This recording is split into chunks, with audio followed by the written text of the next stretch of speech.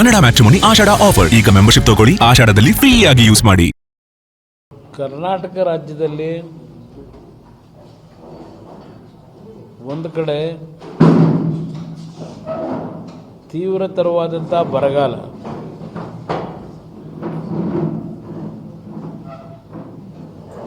ನಮ್ಮ ಕೃಷ್ಣಾ ಜಲಾನಯ ಪ್ರದೇಶದಲ್ಲಿ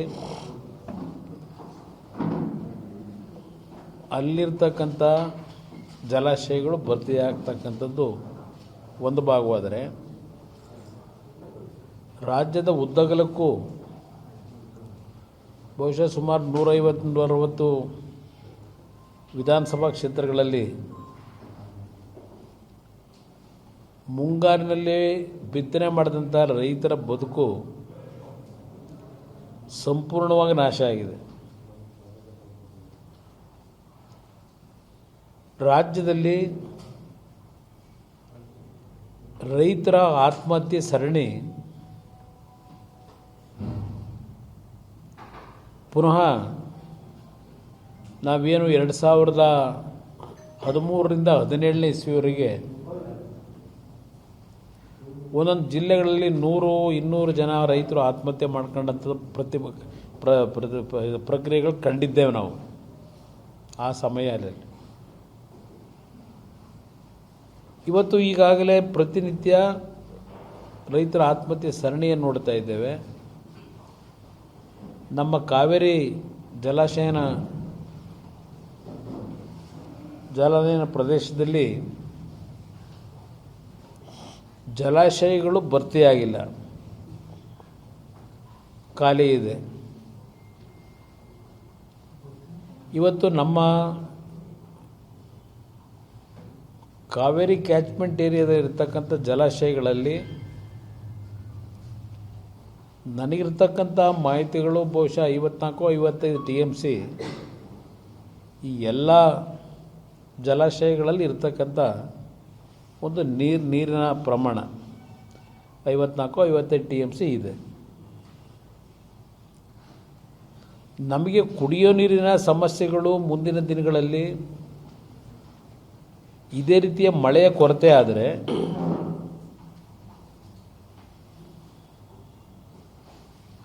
ಸಮಸ್ಯೆಗಳಿದೆ ಕುಡಿಯೋ ನೀರಿಗೆ. ಈಗಾಗಲೇ ರಾಜ್ಯ ಸರ್ಕಾರ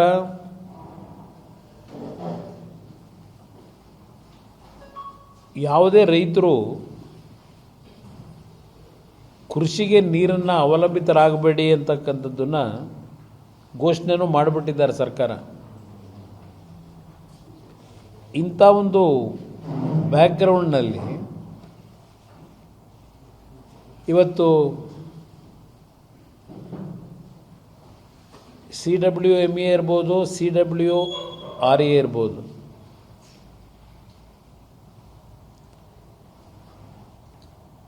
ನಿನ್ನೆಯ ದಿನ ಅಂತಿಮವಾದ ಒಂದು ಆದೇಶ ಮಾಡಿದ್ದಾರೆ.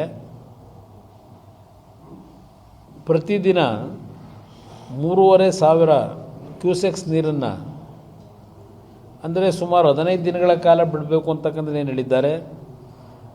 ಸುಮಾರು 4-4.5 TMC ನೀರನ್ನು ಬಿಡಬೇಕಾಗಿದೆ ಈ 15 ದಿನಗಳಲ್ಲಿ. ಇಂಥ ಒಂದು ತೀರ್ಪಿನ ಹಿನ್ನೆಲೆಯಲ್ಲಿ ಈಗಾಗಲೇ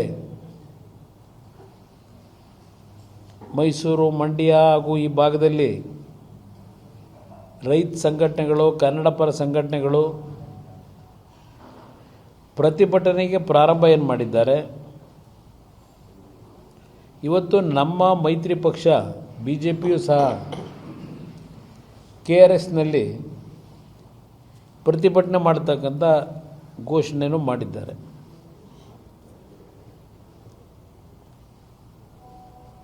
ಈ ಪ್ರತಿಭಟನೆ ಮಾಡತಕ್ಕಂಥದ್ದು ಇಂಥ ಒಂದು ಕ್ಲಿಷ್ಟಕರವಾದ ಸಂದರ್ಭದಲ್ಲಿ ಮಾಡಲೇಬೇಕಾದಂಥದ್ದು ಅನಿವಾರ್ಯ.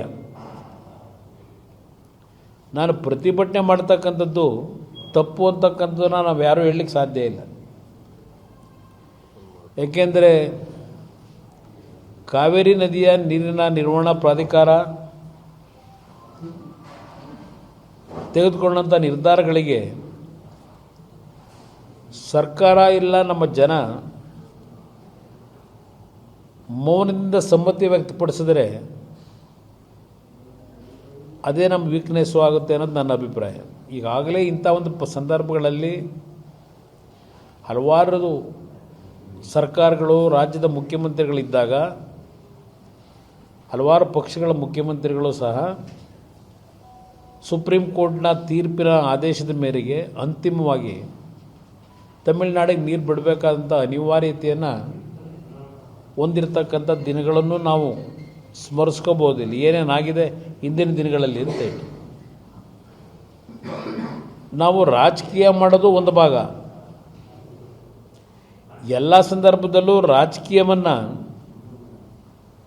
ನಮ್ಮ ಸ್ವಾರ್ಥಕ್ಕೆ ಉಪಯೋಗ ಮಾಡ್ಕೊಳ್ಳೋದು ತಪ್ಪು ಅನ್ನೋದು ನನ್ನ ಅಭಿಪ್ರಾಯ. ಕನ್ನಡ ಮ್ಯಾಟ್ರಿಮೋನಿ ಆಷಾಢ ಆಫರ್. ಈಗ ಮೆಂಬರ್ಶಿಪ್ ತಗೊಳ್ಳಿ, ಆಷಾಢದಲ್ಲಿ ಫ್ರೀ ಆಗಿ ಯೂಸ್ ಮಾಡಿ.